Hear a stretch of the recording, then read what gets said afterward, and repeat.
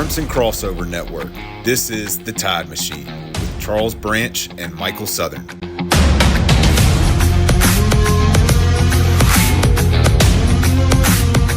Welcome into The Tide Machine. I'm Charles Branch with Michael Southern. Still enjoying our victory cigars from this past weekend. And I'll let everybody hear me a little bit better. But Michael, how was your victory cigar from this past Saturday? Well, it was sweet, even though I know I'm not a cigar connoisseur, so I can't tell you the quality of the cigar. But I can tell you it was sweet to see all the smoke plumes coming out of Bryant-Denny Stadium. So that's a welcome sight. How about that? You know, how much fun is it that since Alabama went on their run, and even though Tennessee has won a couple the past 4 years, all of Alabama's victories, or not all of Alabama's victories, but a large majority of them, the game has been decided midway through the fourth quarter.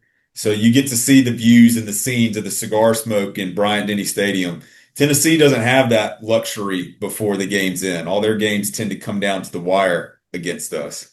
That's funny. The first 2 years with Zabien in 2007, they pulled away late or in the second half, and then don't forget in 2008 up in Neyland Stadium, they put a beat down on them, just a physical beat down. I think that stadium was empty by the time the fourth quarter started. So fun stuff, and very glad to see it happen.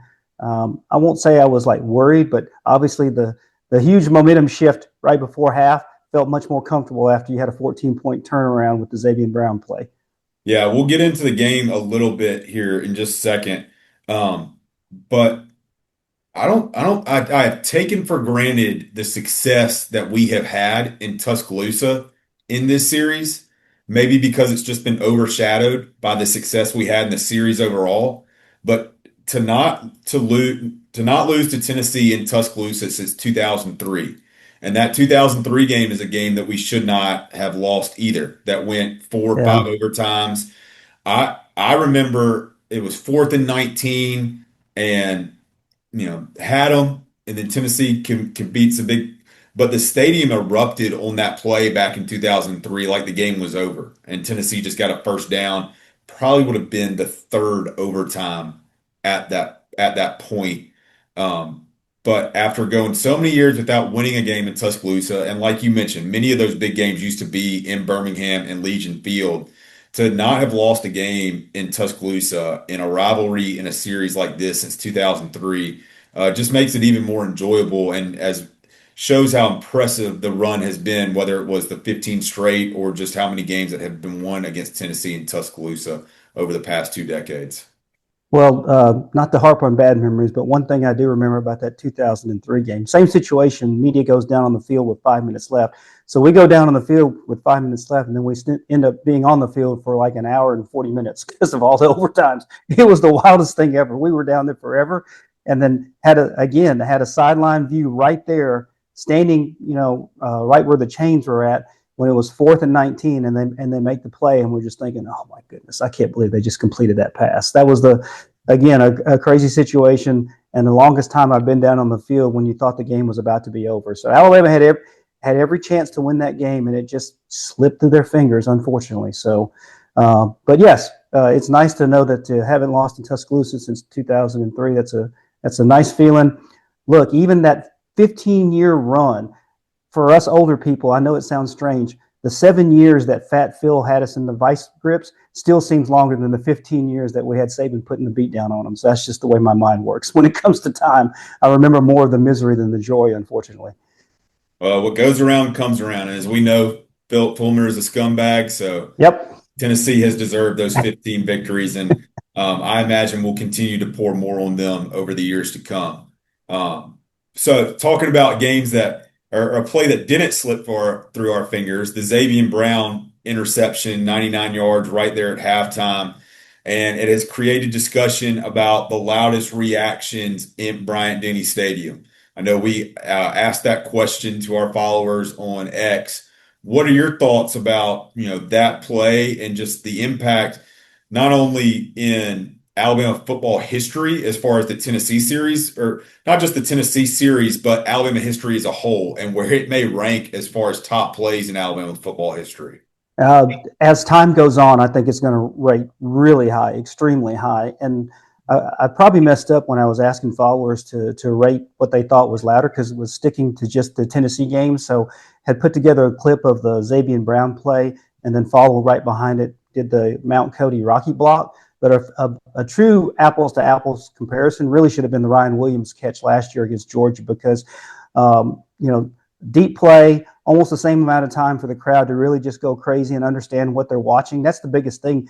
When Zabien makes the cut, you see the catch, you hear the crowd with the initial roar, and then as he starts running, people realize he's got green field all the way ahead of him. He could score. So it just crescendos. There's that little pause when you see the wide receiver almost catch him around, I guess, around the 30, and then he does the stutter step. But same situation with Ryan Williams. He catches the ball in a crowd, then does the pirouette, and then finds a way to avoid the tackle and score. So I may go back and just cut that together just to see because I'm really curious. But definitely a top moment in the history of Bryant-Denny Stadium, one that will only grow in legendary status as the years go by. I imagine there will be a better name that comes out for that play, but we have Rocky Stop with Roman Harper, Rocky Block with Terrence Cody. I'm going with Rocky Not for right now for non-offensive Oh, not competition. oh, that's I like that. I like that. I imagine somebody will come up with something better, but that's what I'm going to go with for right now. And it was made even sweeter that Zabien cut in front of Miles Kitselman, who was a former Alabama player as well. And I just had this feeling they talked about on the broadcast about defensive tackles and defensive ends to the left as far as being in Tennessee's offensive alignment, that you couldn't run the ball there. They had to throw. But you just had this feeling that they would try to get it to a former Alabama player or just throw it in the flat but to be able to make that play right there and it definitely completely changed the momentum at that point. I wouldn't necessarily have said Tennessee had a ton of momentum, that it was a pretty balanced first half, even though, we were up 16-7 at that point. But the shocked faces from all the people in orange, from the press box with their offensive coordinator to the pockets down in the lower bowl in the Tennessee section to people on their sidelines. I think about the Georgia game, the blackout game with shocked faces that we continue to see in the crowd as Alabama continue to put it on them in Athens. But I think that now takes all those faces from this Saturday takes the top spot as the most shocked I've seen people on a play on what's happened. That was fun to see going into halftime. Well, if you want a secondary Daniel Moore print, please do one of the Tennessee coaching staff in the box. that would be a nice pairing. In fact, just go ahead and have like a double pane canvas, so you can go ahead and have the nice shot of Zabien Brown running coming towards you, and then right to the right of it or the left of it, you can have the Tennessee offensive coaching staff with their hands up in the air, just in shock after he makes that pick. Again, great play, great play. That like I said, that play will grow in legendary status for Alabama football history. Do you think right now that is a top 25 play in Alabama football history? Oh, and definitely top 25. Yeah, because I think I'd have a hard time to come up with 24 more Yeah. on that one. So I would say you can definitely put that in top 10, top 15 status for sure. In fact, you know what? But we may need to do that during the bye week. We may just come up. We should come up with the top 25 plays or 20 plays and count them down. Yeah, I know when we started this podcast, talked about the top 25 plays that were announced back in 2000. It may be time to update that 25 laters and share our own collaborative list of the top 25 plays in Alabama football history. I think that'd be fun. Phenomenal play, just a phenomenal game for Alabama fans. And I continue to be impressed with the response from this team. I wasn't sure if I was going to say anything about this, but I'm going to go ahead and say it about Coach DeBoer because I think Coach DeBoer, positive or negative, gets analyzed way too much. But seeing the passion that he came out onto the field prior to the game and seeing him on the sidelines, I really feel like he has gotten into a comfortable spot being the Alabama coach. I think he's him. He's as far as being his own self. He's not trying to imitate Nick Saban. He's not trying to be reserved. He's just letting it be free. And you kind of see, you only not only see that in him, but having Ryan Grubb with them as well and seeing some of the play calling that we see, I think you're just seeing a very loose team from top to bottom as far as players playing loose, coaching staff coaching loose, and having a lot of fun out there when they have the opportunity. Well, I think the two key pieces here. First is Ryan Grubb. So I mean that's Coach DeBoer's security blanket. I mean there's a comfort level, a familiarity there. They probably can finish each other's sentences if I had to guess. He probably knows exactly what he wants from Ryan and what Ryan knows what Coach wants. And then you're seeing the maturation and the readiness of Ty Simpson. So that allows Kalen DeBoer to be Kalen DeBoer. He's not worried about things he's not familiar with now. The unknown has gone. He knows what it takes to be the Alabama head football coach now. He knows what's expected. He knows how the crowd's going to react. He knows what's going to happen. It changes week to week, meaning he gets more and more experience, but you can tell that this is his team, his vision, his coaching staff, and you can see that developing as the season progresses. We're going to talk about another Alabama coach, former Alabama coach here in a second. Do you feel like Nick Saban had to learn how to be the Alabama coach as well? I mean, Nick Saban, as we know, greatest of all time, but there is an additional pressure that comes with being the Alabama coach, of course, and there's a way that you respond to fans and don't respond to fans. Do you feel like Nick Saban had to learn a little bit of that after the first year too? I don't know if it's to the level, obviously, that Coach DeBoer has. I mean, again, Nick Saban never has any doubt or confidence in his system and how he wants to implement things. I think the closest you might have saw that obviously would have been after the Louisiana Monroe game. That was probably the most tested he's been, probably the most frustrated he's been, and the most time he had to sit back and really analyze where are we going to go with this and what needs to be done. I think that was more analysis. I don't think it was a case of he had to learn what it means to be the Alabama coach. I think he was pretty solid on that one. So maybe not to that extent, maybe just a little bit, but again, if it would have happened, it was the week after the Louisiana Monroe loss. Well, again, phenomenal weekend, exciting weekend. Always awesome to beat the Big Orange, and now we head back on another road trip to Columbia, except this one is the South Carolina version, not the Missouri version. And as we prepare for South Carolina, we're going to be preparing for an offense that's headed up by not only a former Alabama head coach, but a former Alabama player in Mike Shula, which might cause some reactions from fans like you and I who were around when he was head coach and also watching him play. But we did want to take some time just to talk about Mike Shula, the player, and Mike Shula, the coach. And I know you wanted to take the lead on talking about Mike Shula, the player, when he was at Alabama in the mid 1980s, excuse me. You're not that old. My apologies.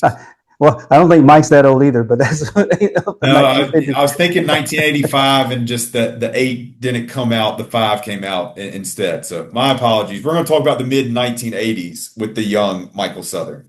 Well, I wish I was the young one, but I'm not. But we kind of touched upon this when we went over our favorite players growing up.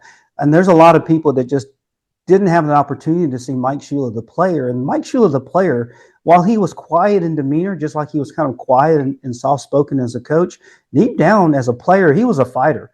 He really was. And you can even trace that back to his high school career. I believe, he got his team, I think it was Christopher Columbus High there in Miami.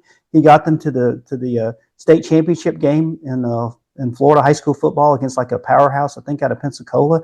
I think if legend goes correctly, he played the game, which is you shouldn't be doing now, but with a concussion. And he got the team to the championship game. Mike Shula came to Alabama with Ray Perkins. Everyone, I won't say everyone, but a lot thought that maybe that was just a nice favor for Don Shula to sign Mike. But Mike came in here, fought for the job with Vince Sutton, who was a highly recruited player out of Georgia, I believe. If we were doing stars, he would have been a 5-star. And Mike had a battle with him in 1984 and ultimately won the job the latter part of the season, and you could see what happened. Mike became the leader of that team, led him to the upset of Auburn, the 17-15 game in 84, had the comeback season in 85, had a 10-3 season in 86, but that killer schedule kind of caught up with him. I mean, I think Coach Perkins kind of overscheduled a little bit that year, but a lot of good memories about Mike Shula, the player. I always respect and always have fond memories for Mike. And again, he may not sound like it or you don't think it, but he was a fighter and he showed it out on the field with just the comebacks that he had in some of those games. And look, he wasn't the most athletic. He looked a little uncoordinated sometimes. He wasn't a great scrambler, and just being left-handed gives it another unorthodox look. But go back and look at some of those highlights, and you'll see some nice pinpoint passes to Al Bell, Greg Richardson, when you needed it the most. Maybe he didn't come out and go 22 of 25 for 350 yards, but when you needed the first down, when you needed him to lead the team down the field, he usually responded, and that's what I remember about Mike Shula, the player. I know there's probably a lot of, I won't say ill feelings, but people who definitely, he lost some of his luster, I guess, as far as how it ended being the Alabama head coach and his 4-year stint at Alabama. I think people do remember when he took the job in 2003. It was right after Mike Price had been fired. You'd already had the spring game. So he really came in with hands tied behind his back. He still had some players like Brody Kroll and Sherrod Williams and some of those guys. But this is his opportunity to be a first year coach or first time to be a head coach. And you're coming into Alabama and you're coming in as Don Shula's son, one of the most successful NFL coaches as well. So I remember there was a lot of those expectations, and not that it wasn't going to be an immediate turnaround at Alabama, but those were a lot of the talking points, I feel like, as far as when he took the Alabama job. Stumbled out of the gate, going 4-9 that first year. We were still very much hampered by NCAA sanctions and probation, and would pretty much be hampered with that throughout his entire tenure at Alabama. But still, as a young Alabama fan, that 2005 season is still very special, I think, to a lot of us, where we really got to experience what Alabama football was and could be, especially going into that game against LSU, where we eventually lost in overtime. And that was one of the falls of Mike Shula, is teams that couldn't beat rivalry teams, had a very poor record against LSU and Tennessee and Auburn, and teams that typically would just kind of fall apart in November and late in games. Again, we talked about it beforehand. I think that had a lot to do with NCAA sanctions and just not having the depth that you really needed to be an SEC team in that era and being able to finish games.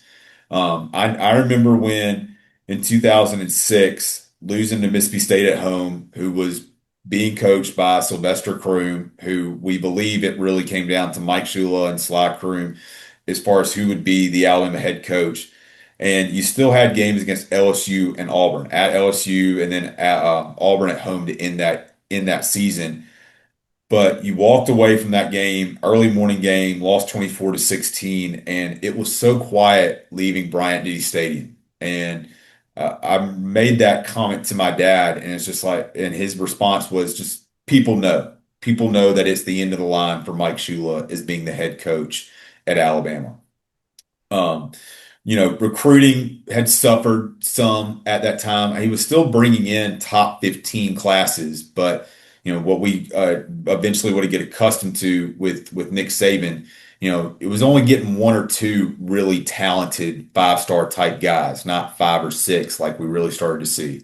He is still the one who landed Andre Smith, got very close to landing Tim Tebow. I do feel like the Bama bump as far as recruiting rankings for certain players were created under Mike Shula, because I remember Javier Arenas was a no-star guy. And then when he Yep. committed to Alabama, he immediately got 3 stars. So that was always kind of funny to joke about that with the Bama bump. But he's a guy that, people don't look fondly on as far as, how it ended and not being successful, Alabama being 26-23, but was really thrown into a tough situation. Could have left us just flailing there in 2003, as far as what happened with Mike Price and going into summer ball. Um, but it will be interesting to see him going against him again on the sidelines for South Carolina, as offensive coordinator. Unfortunate timing, I would say, what you shared with me, that it sounds like there's going to be a protest on South Carolina's campus wanting him to be fired prior to this game, which might inject some enthusiasm or some spirit into South Carolina as they prepare not only for Alabama but trying to save their coach's job. But I think it could be a mixed bag as far as Mike Shula's tenure at Alabama as head coach. Well, you touched upon a lot of the the obstacles that Mike had to try to overcome, and that would have been tough for anyone. Remember, there's no transfer portal, so you can't get any classes in there, and there were scholarship reductions, and it's really hard to recruit in that environment because kids don't want to come. Remember, there was also a bowl ban going on too as well. I think the one year they played in Hawaii because they couldn't go to a bowl, but they scheduled a regular season game with Hawaii. So you can't fix it back then like you can fix it now almost instantaneously. And look, it came down between Mike Shula and Sylvester Croom. That's 100% correct. And no disrespect to Coach Croom, I think he would have not suffered. He would have had the same challenges, the same struggles, and I don't think he would have done probably any better given all the impediments that were there for whoever was going to be the coach. I mean, Mike deserves credit for coming into his alma mater when they called, when they really needed someone. I mean, I don't know if they wouldn't have had those two. I don't know who they would have come up with to be the coach at that time. The timing was poor. The season, spring ball had already wrapped up. I don't know what candidates you can find. Mike just got an opportunity to be a head coach. Granted, he'd never done it in college, so again, he was learning on the job from that. Croom would have been the same way. He was the running back coach at Green Bay, so I think both would have had a lot of obstacles to overcome. So I hate that as people look back, they just have not good memories of Mike, but I ask the ones that never saw him play, go back and watch some of the clips, and you'll have better memories of Mike Shula overall than what he did for the University of Alabama. What are your feelings on how close Alabama would have been to signing Tim Tebow during that 2005 recruiting period and the 2006 class? Well, I don't know, the urban legend, and I say that like it's Urban Meyer, but was that originally he had committed to Mike Shula the night before, and then I guess he slept on it and then changed his mind. I don't know. Tim's a very spiritual guy, so I know from his standpoint he was going to sit there and think about it and pray upon it. And then he changed his mind one last time. I think originally, earlier in the evening, he had told the Alabama staff he was going to commit to Alabama, prayed on it, probably talked to his parents about it, and then late that evening, he changed his mind yet again and then called the Alabama staff and said, "I'm so sorry, I've changed my mind. I am going to go with Florida." And that's a whole different dynamic. You have Tim Tebow, who at that time would have been a difference maker at quarterback. You talked about, again, Alabama couldn't survive the injuries. They didn't have the depth. You saw what happened when you lost Tyrone Prothro in 2005. You saw what happened in 2004. You had no healthy quarterbacks. There was no depth during about a 3-year period. That's what made it so difficult to why the team always faltered come November. You just didn't have players left. Not the caliber of players you need to be able to withstand that and compete in November. That's all. No, I feel like when people want to play revisionist history during that time period, it's always what if Rich Rodriguez had taken the job after Mike Shula had been fired? Really, you could go back another year, as we just did, talking about if Tim Tebow had gone to Alabama and not had gone to Florida. But uh, I think there was always amongst the Alabama fans the understanding that Tim Tebow was a massive Florida fan and grew up a massive Florida fan, and kind of felt like Florida always had the inside track. Kind of similar from a basketball standpoint. I'll throw Anthony Grant's name out there. Anthony Grant was always really close on some big guys, but couldn't close the deal. Mike Shula did get Andre Smith. He got DJ Hall. He got Glenn Coffey. He did get some good players that eventually would go into the NFL. But had he gotten Tim Tebow to come in and replace Brody Croyle, it could have been a completely different story for him. And it obviously would have been a different story for this Alabama program and would have been a different story for Nick Saban as well. So you never know what would have happened, of course, had all that shaken out a different way. Somewhere in a parallel universe that did happen. We just don't know what the end result was. Well, one of Coach Shula's wins at Alabama was actually in 2005 at South Carolina. Another historical and Hall of Fame coach was on the sidelines, make its first year at South Carolina. Not Lou Holtz, but Steve Spurrier was the head coach at South Carolina. And that 2005 year, as I mentioned, was a very successful year for Alabama. We'd gotten off to a hot start. Speaking of hot, I remember it being very hot in Columbia, South Carolina. We were in the sun. Our team was in the sun the entire day. They had us wearing our home jerseys. South Carolina was in their road white jerseys. Whatever shenanigans Spurrier was trying to pull, it didn't work because Alabama went on to dominate South Carolina pretty much the entire game. We ended up scoring a touchdown on our first drive. I remember Brody Croyle scampered in from about the 15, 20-yard line, and the running joke was you could have timed him with an hourglass. South Carolina responded with a touchdown of their own their next drive, but then we followed it up with a screen pass to Keith Brown, and then from then on, we just dominated South Carolina the rest of the game. So a little bit of a slow burn. Jamie Christensen hit multiple field goals in that game, and even John Parker Wilson late in the game had another touchdown pass to Keith Brown. But I remember was in Columbia, South Carolina for that game, and that it really did feel like we just dominated. After South Carolina scored their first touchdown, we really just took over, dominated the game. And really put them away early on and was able to enjoy most of the second half knowing that we were going to win. I think Protho had a good day that day too, because that was I think he had I don't know if he had a touchdown. I remember a couple of memorable plays from Tyrone Prothro in 2005. So a couple plays from Tyrone Prothro in that game where we actually put him at running back and handed the ball off to him. And it reminds me a little bit of what we're doing with the infection, Jeremy Bernard right now. More so where how we're handing the ball off to Jeremy Bernard on jet sweeps and not necessarily lining him up, in the I formation or split backs or anything like that.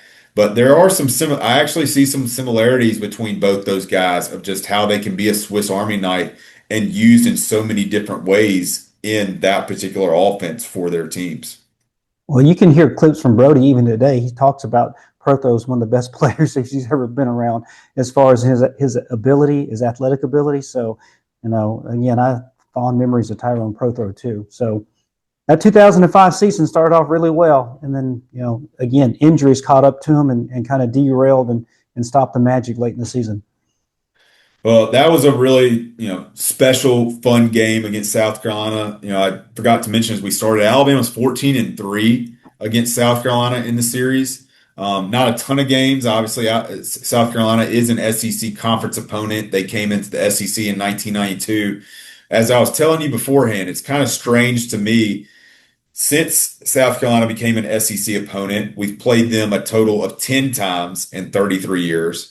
And you look at another SEC opponent that was initially in the East before they got rid of divisions. Missouri came into the conference in 2012. We played them 5 times in the past 13 years. We've only played South Carolina twice. So even with and it may get even worse with all this expansion that continues to go. But even though South Carolina has been an SEC opponent, still not a deep history as far as these two programs facing off against each other.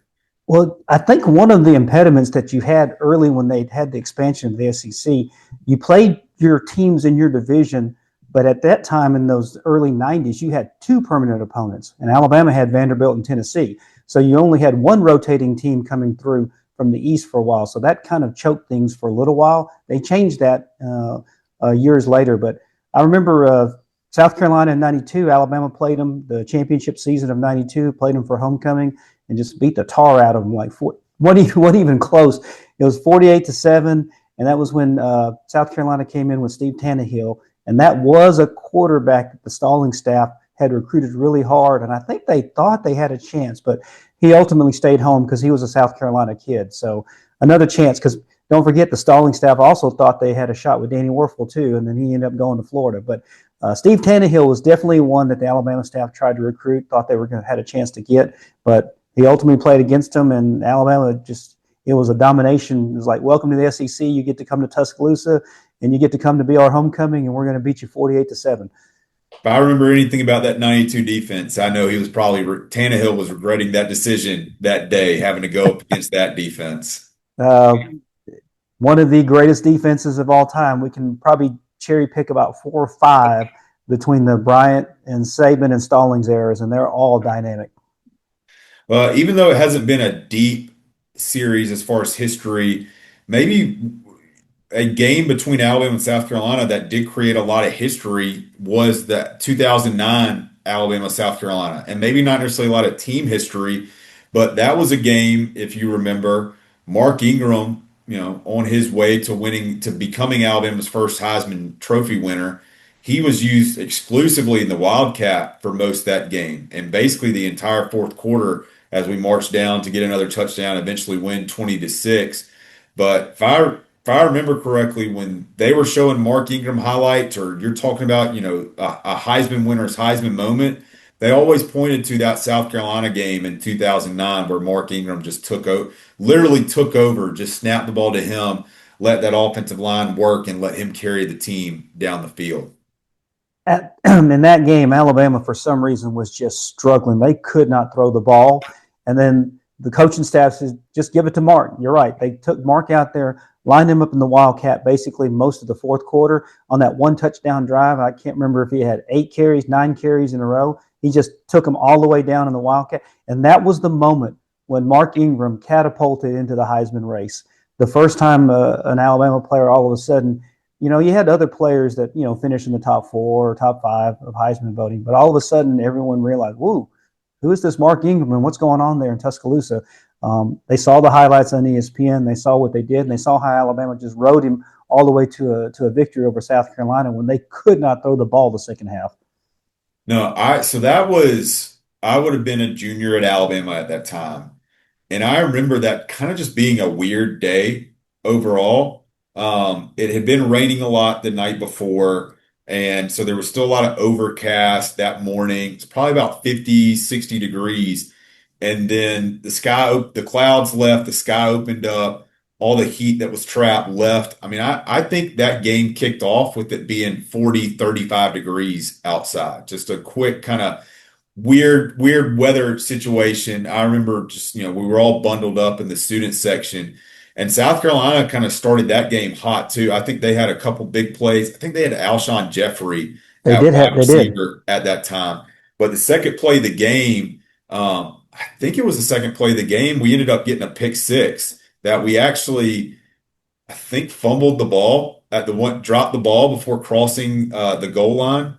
And you had replay at that point, but that was before you had this epidemic of people dropping the ball at the goal before they crossed the goal line, and they never reviewed it. That was either in the beginning of the game or right before halftime, but that was one of those big plays in that game against South Carolina that changed momentum. And another part of that game that I remember, Marquise Johnson, if you remember him, cornerback at Alabama, number 24, the year prior in the SEC championship game against Florida that we lost to Tebow, he kind of just got picked apart on the corner, especially in the third and fourth quarter, and Florida would end up eventually winning that game. There was a South Carolina got it all the way down, goal to go situation, and I think they tried to throw the jump ball to Alshon Jeffrey 3 times in a row, all on Marquise Johnson, and Marquise Johnson made the play every single time. And it was kind of a great redemption moment for him. And he had additional redemption moments throughout that year, what I remember.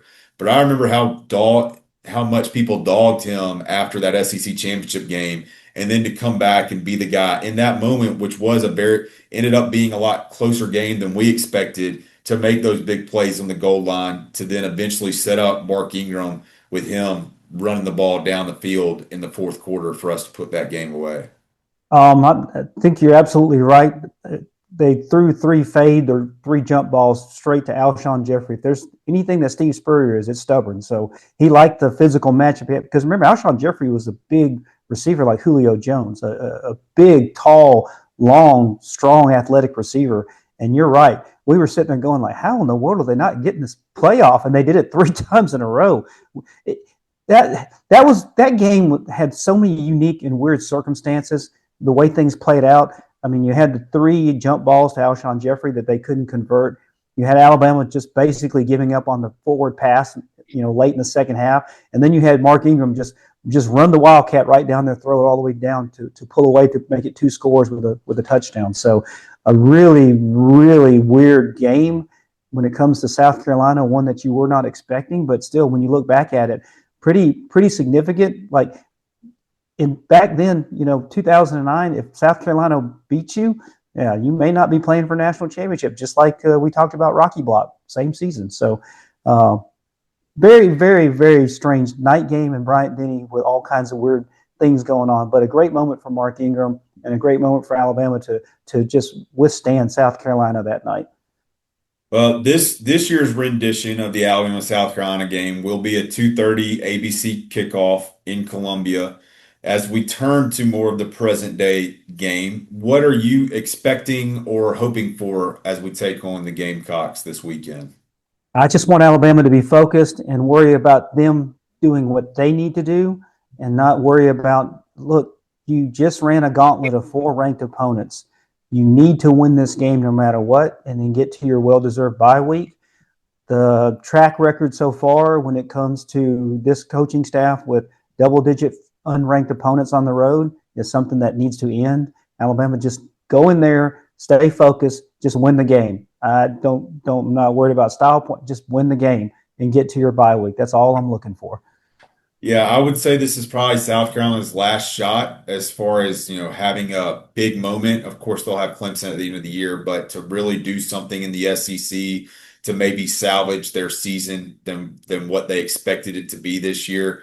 I'm glad it's more of a 2:30 game and not a 6:30 game, but I think you're absolutely right. This is an opportunity to actually go out and prove something about playing an opponent on the road that you should be, that's unranked. Can this team be focused and do the job that they need to do? And I of course think they can. I think the mindset from the coaching staff has changed.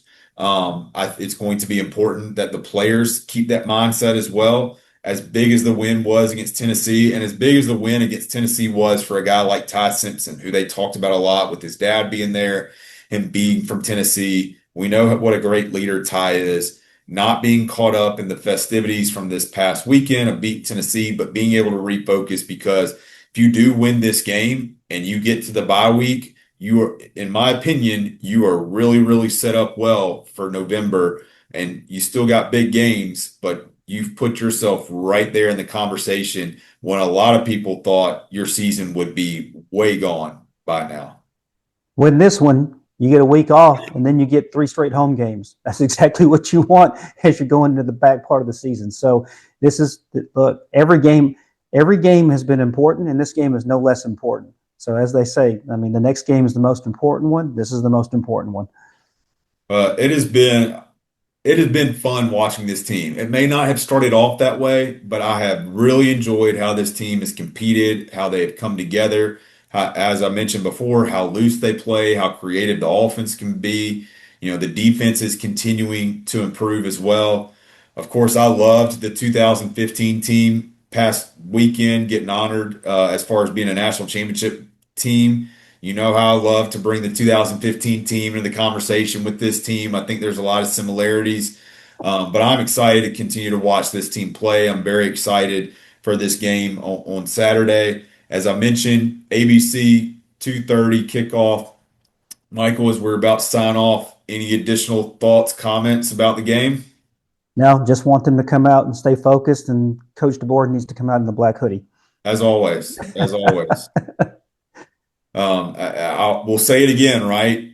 UA merchandise, marketing, whatever. You need to start making them. Nike reissue the 2024 coaches dry fit black hoodies. I mean, you will sell thousands and thousands if you restock the shelves at the supply store and at the Fanatics website. Well, it's been fun, and there was a question post game like, are you just to Coach DeBoer? Are you just embracing the gimmick of the black hoodie, or is this something to stay? And I love this comment that I am telling the players to make sure they keep ashes off it because we're going to keep rolling with it. So I saw that. That's funny. That was a phenomenal response. Well, excited for him to be donning the black hoodie again this weekend. We hope it continues to have a lot of success. And we appreciate everybody continuing to listen to the Tide Machine. Please like, subscribe. Always feel free to send us questions too through X. We'll respond to them. We obviously have our games that we want to talk about, but y'all may have some games that you want us to talk about as well. And as we get into the bye week next week, we're going to talk about, as Michael mentioned, we'll talk about some favorite plays. We'll talk about some of our favorite games, but then we've obviously got games against LSU and Oklahoma. So feel free to reach out to us. We'd love to share memories with you as well as we climb into the Tide Machine together. But Michael, it's been fun. Let's have another fun weekend this Saturday and roll Tide. Roll Tide.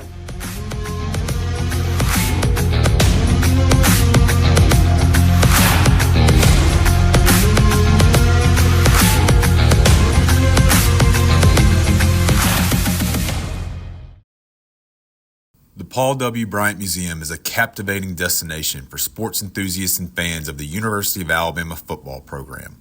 Located in Tuscaloosa, Alabama, the museum is dedicated to preserving the legacy of the legendary coach Paul Bear Bryant. The Paul W. Bryant Museum showcases a remarkable collection of memorabilia, including trophies, photographs, and artifacts that span Bryant's career and the rich history of Alabama football. Visitors can explore interactive exhibits and learn about the team's storied past, making the Paul W. Bryant Museum a must-visit for any football aficionado. Fans can also experience exhibits highlighting success of both the Alabama men's basketball and women's softball programs.